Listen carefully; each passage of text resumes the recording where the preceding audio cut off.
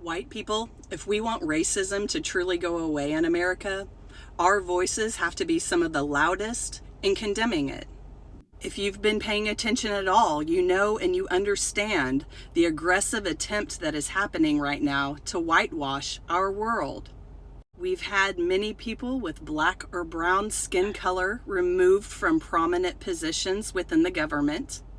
We've even had their achievements removed from government websites. There's a blatant attempt to rewrite history when it comes to slavery, with some going as far as to say it wasn't that bad, or we should teach it more gently. And that's just the very tip of the iceberg. White people, do you want to live in a world that is completely void of color? Do any of you guys not hang out with people of different skin color than you? Where are your voices on their behalf?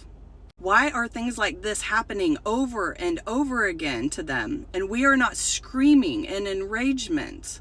And most importantly, why are we expecting them to do anything whatsoever to combat this? They didn't create this problem. People who look like us did, and people who look like us continue to perpetuate the problem. So then it's people who look like us whose voices have to be the loudest in condemning their behaviors. No, it's not okay to come after our friends who aren't white. No, it's not okay to minimize them. No, it's not okay to hurt or harm them. We are the ones with the privilege, and nothing is going to change unless we use our voices on their behalf. Nobody is better than anybody else because of the color of their skin. But our government is trying to send the opposite message. The only way to stop that is for our voices to be louder, for us to shame people for having such backwards and racist thinking, to call people out when they say the quiet parts out loud. If you're white, I don't know what you're waiting for. The time is now. I've never organized any kind of march or protest before, but it would be my absolute dream, while our black and brown brothers and sisters are at home resting, for all of us white people to be out marching on their behalf, standing in solidarity and support of their communities. I will say this on record: if anybody is in the midst of organizing something like this, please contact me. I will lend my voice however I possibly can to your cause. Right now we have a bunch of white people that are united in their common goals of supremacy. We have to have a bunch of white people that are on the opposite side as a counter-resistance to their efforts. If racism is going to stop, we have to be the ones to stop it. White people, let's talk about it. Let's talk about our violence, white violence. No more deflecting, no more blaming everything on everybody else. Let's confront ourselves. White people in America, our history is so extremely violent. And instead of confronting that, we continue to blame other people for the issues and the problems in this country, instead of just taking ownership of our part to play in everything, which is a huge part. Can we stop scapegoating other groups of people, please, and just look at ourselves? White people, it's time to talk about it. It's long past time. Getting rid of other groups of people in this country is not going to make this country better. It's not going to make your life better. It's not going to make you better. I think white people are so scared to talk about race and to talk about white violence and white supremacy because they don't want to connect themselves to it. We don't want to feel like we're a part of the problem. But unless you're acknowledging the reality of how the US, this country, runs, you are a part of the problem. I truly believe in my heart, in my soul, that if you're born a white person in this country or on this planet, but I'll just speak about this country, part of that journey is to dismantle systems that have been built to oppress other people. The hard work of life is to confront yourself. How do I benefit from the way that things are? And how does my benefiting from those things harm other people? And instead of walking around with, 1,000-pound bag of shame on your back, consider it your responsibility to do that work. Consider it an opportunity that you are in the best possible position to make this world a better place by not accepting racist and prejudiced and oppressive systems for what they are and trying to contribute to changing them. Use the privilege that you have for good. I don't think that anybody can ever really love themselves without being honest about themselves, without being honest with themselves. And that work is painful and hard, but it's so worth it. White people, you don't have to consciously think that you're better than other people in order to contribute to harm against them. All it takes to contribute to harm is to stay silent and disengaged. White people, can we finally get this shit right? Can we finally take accountability? Can we finally look ourselves in the mirror and decide that this isn't good enough? We're not doing a good enough job. You aren't losing because somebody else is safe and cared for. You aren't losing because somebody different than you exists. White people, let's talk about it. Let's start having these conversations with ourselves and with each other. It's time. I was ignorant of just how bad white supremacy was until I started speaking against it. I thought, of course, racism is real, but I'm sure there's plenty of white people out there who want to fix it. There's plenty of people who want to fix the system so that it's better for everybody. The moment I started calling it out for exactly what it is, that's when things started to shift, and that's when I realized the sheer amount of hatred. And I didn't expect for people that I knew to personally attack me, tell me that I was being too divisive, to lose so many people that I thought were friends of mine. I didn't expect the constant threats of violence or being targeted by neo-Nazis online so badly that they leaked my phone number. I didn't expect to be turned into an internet meme and called Crash Out Kylie and subsequently targeted by white supremacists. I didn't think the journey would be easy, but I do sincerely think that I was blind to just how deeply white supremacy runs. And that is certainly a bias that I have as a white person because I never experienced this hatred until I started speaking against it. The truth is that speaking out against racism as a white person isn't divisive, it's necessary. And despite being doxxed and ostracized from my community, I strongly recommend that other white people do the same. Because why would you want to be friends with somebody who's hell-bent on silencing your voice and the voice of people of color? What's up, guys? Welcome back to the channel. White people, they are regretting so much about white supremacy, and now they're feeling guilty about this white supremacy, guys. So let's watch the clip. Remember, the credit goes to the direct owner of the video. I'll be back. Everything that people are saying about white women is true. It's 100% true. And I'm going to tell you, as a millennial white woman who has completely walked away from everything that she has known in her white supremacy based fucking piss ass families, it's true. It's true. White women are the fucking problem. They embolden the problem. They marry the problem. They birth the problem. They're lazy as fuck and they play victim about the goddamn problems that they're participating in. I don't know one happy white woman in one of my families. I only know white women that are either alone because men fucked them over and ruined their goddamn livelihoods and drove them insane, or they settled because they wanted their fucking retirements and they decided, hey, I might as well let this fucking pissant live next to me. White women and families that have watched their fucking husbands treat them like shit, beat on them, cheat on them, everything, but they still staying with them, laid down like a doormat. They'll be sitting at all these family picnics talking shit about these men, talking about how much they fucking hate them, how they're losers, how they get shit stains in their pants, but they stayed married to them and they still fucking voted to embolden them. White women will sell out their daughters, sell out their children. They will quite literally do anything as long as they get picked. As long as they're not the ones getting beat on. Because what do we know about toxic-ass white families? Pathetic, shitty, white supremacy-based fucking toxic-ass white families? Let me tell you about those families. When they're not going after gay people, when they're not going after black people, when they're not going after marginalized groups and poor people, they're beating the fucking shit out of white girls in the family. Especially if you're a free thinker. God forbid you're pretty, okay, or got a brain. Oh my God, you're getting your ass fucking beat down. And so what happens to those white women? They either find their way in the family so that they can at least be accepted and have love and support, whatever the fuck that looks like, or they leave, like me, and they get demonized and chastised for it. This is white supremacy. Everything these fucking people are saying is true. I've watched white women in my family show up for my crackhead cousin who's been to jail a dozen times and put money on her books and celebrate her because she's selling herself short and being a fucking nobody. When I graduated college, not one of my fucking aunts or mothers or any of those things was there to support me. Nah. You want to know why? Because they didn't like it when I got smarter and I got more intelligent and I could empower myself. Because white women are just a tool for abusive white men to stay in power. How can someone be a white supremacist and not even know it? Easy. Most are. White supremacy isn't just swastikas and burning crosses. It's the belief, conscious or not, that whiteness is the default, the standard, the norm, and most white folks were trained to see it that way from birth, even if no one sat them down and said, being white is better. Think about these issues.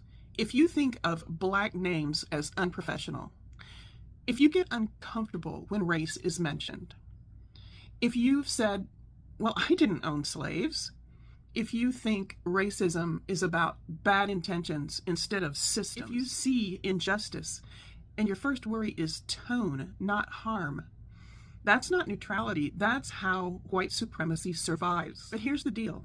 It's not about shame. It's about honesty. If you've inherited a broken system, and we all did, your job is not to feel guilty. Your job is to notice, unlearn, and stop passing it on. So before you say, I'm not one of those white people, ask yourself, am I holding up this system without even realizing it? One share shows you care about setting the record straight. And if you believe white folks need to deconstruct their personal racism, consider supporting my work at coffee.com/Kelly Snyder. And if you're ready to go deeper, get curious. When these racist MAGAs say they just want people here legally, that's a bunch of crap. They voted for a white man who's a felon, a rapist, a sexual abuser, who's a pedophile, who caused an insurrection, who cheats on his wife, tax fraud, asked for the unaliving of the Central Park Five, went into 15-year-old girls' locker rooms while they got undressed. Somehow, that's perfectly fine because nobody's perfect. But if you're brown and you've been here for 40 years, never committed a crime, raised your kids here, good neighbors, run businesses, own a house, somehow we're going to cheer it on. That's what this is about. That's what all of this is about. It's about young, insecure, little white men who think that their version of American exceptionalism, what they view as patriotism, freedom, if you would, Freedumb, is going away. Their version of white America, that's all this is. The media, the journalists, reporters, content creators, you're all either missing the point or you don't think it's sexy enough to get likes and views. I'm going to keep preaching this until y'all wake up. The white man gets a pass, just like the white man on January 6th, right? Where was Ahmaud Arbery's funeral? Where was George Floyd's special day of remembrance? But a racist white podcaster that supported a white supremacist president? He gets to go on Air Force Two. He gets a day of remembrance. He gets a special 1930-style Nazi rally in Arizona because he's a white man. That's what this is about. Until we accept that's what this is, then we're never going to fix the goddamn problem. This isn't about health care or taxes or tips or Democrat or Republican. It's about a white supremacist dumbass in the White House because too many people got triggered by a black man in the White House instead of picking their damn cotton.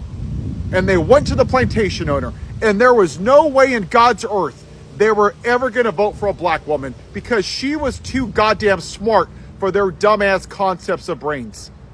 Can we please stop the bullshit and actually address the problem with this country? Please, content creators, stop making stupid videos, mocking people. Parker, you dumbasses, stop fucking arguing with MAGA. Use your platform for good, or else you're part of the problem. Are you a racist? With all due respect, sir, I'm here to talk about the essential work that nonprofits do. Excuse me, that's a throughout very the simple country. question. Yes or no question. Are you a racist? I'm not a racist. You're not a racist.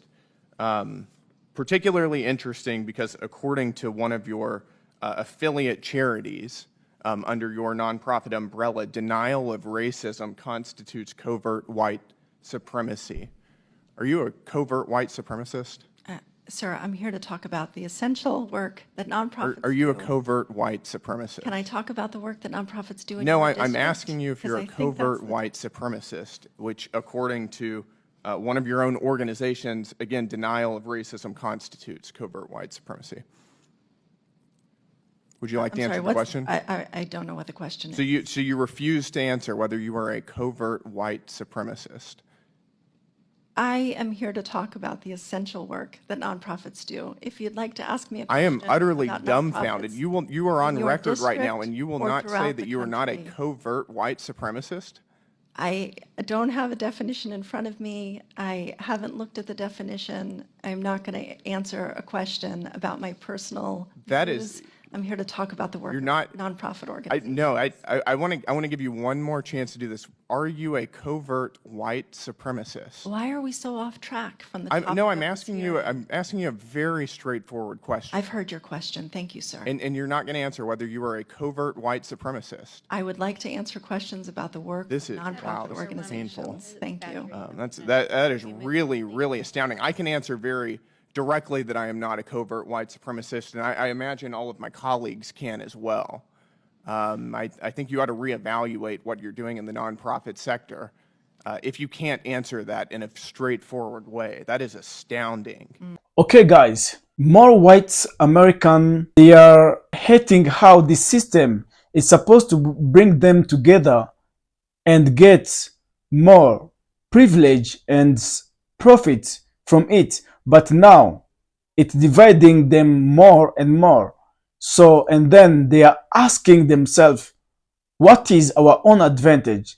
What is the system working for? So, guys, let's continue to watch the clip. Remember, if it's your first time, kindly subscribe. And I said again, thank you.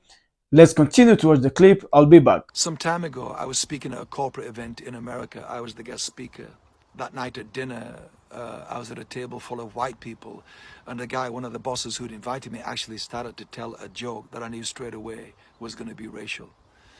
And black people were going to be the butt of the joke.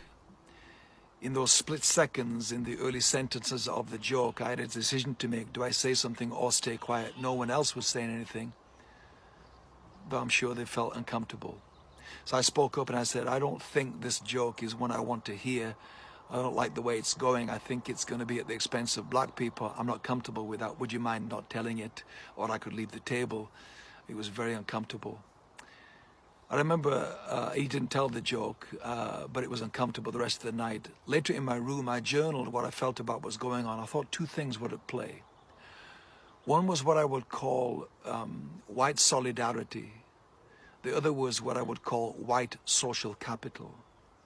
White solidarity is an unspoken code, I think, that we have as white people that means we would never embarrass each other by creating a racial discomfort for each other, by interrupting a racist joke or pointing out a act of prejudice or discrimination. We kind of keep quiet because it's a social code that we have that we would remain in solidarity with each other, which protects our whiteness, our white advantage, our white privilege. That was at play at the table that night that allowed him to do what he'd done obviously many times. White social capital is what you get if you stay quiet. You get included, you are one of the boys, you are an insider, you are good to be around, you're a team player, you're fun, which may give you opportunities of inclusion as well in a corporate setting, a business setting, a social setting. It is an accruing of white capital by going along with it. I want to say to my white friends listening to this that our silence at those times is not benign, it is malignant, because we become complicit in the continuation of the racist joke telling. It gets told again and again because when we heard it, we didn't say anything. And as socially awkward as it is, and knowing you'll be penalized if you say something, I'm appealing to us, because millions of us every day have this opportunity to say something, to speak up, to stand up for people of color and black people. and you will be excluded and you will lose social capital, but you will be a champion of a cause that you wish someone had been for you at times in your life. And I think many of us feel we can't do anything at the large government level. We can't protest on the streets. We don't feel comfortable with this or that. Can you say something today, wherever you are in your life? Can you speak up? Because our silence is not benign. It is continuing the problem. We can all play a part like this every single day. Let's speak up. Let's play our part, is what I'm appealing for. Love you guys. Thank you. They're saying that minorities will want to get even with white people once white people become a racial minority here in the United States. Here's the thing that white people don't understand. All non-white people want is to be left alone. So as the white population starts to go down and other populations start to rise, again, non-white communities want to be left alone. It's not about retribution. It's not about vengeance. All of that would have happened a long time ago. It's about leave me alone and let me live my life. But white people have this great fear of what not being in power will mean for them. And who are they? Who am I as a white person if I am not in power, if I am not the oppressor, if I am not the one making all of the rules, and having everyone do things my way? That's the fear. Dear white America, I need to show you how white supremacy is not about empowering you, white people. It's about using you. It's about you becoming the perfect hiding place for the predators of this world. Before we colonized this continent, we were colonizing one another for 1,000+ years since Rome. So when we got here, we were carrying more disease than just smallpox. This is why I considered it laughable when Matt Walsh struggled with me saying that we have the most of these in our society, white communities in America, because that is what white America used to be. I'm not saying it was every single person, but every single white person knew and was neighbors to and or family with these people. This was the reality of white America in our past. Obviously, pause to read if you haven't already. Now, when I present this information, not everybody has a very easy time coming to terms with the reality of it. So let's go through some things that prove this is real. Once again, please pause to read.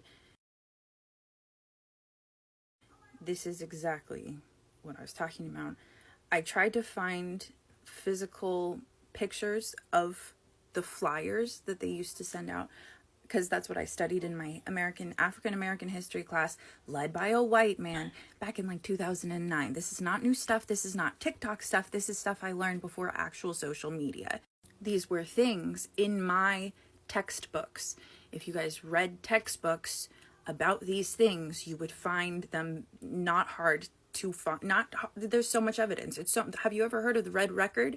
And no, this is not just me. This is all of sociology understands this, okay? This is an entire field of science, and it's not just my field, also historians, also like anthropologists. And let's remember, these are not the only offenses still afflicting our community. We still have a problem. What the...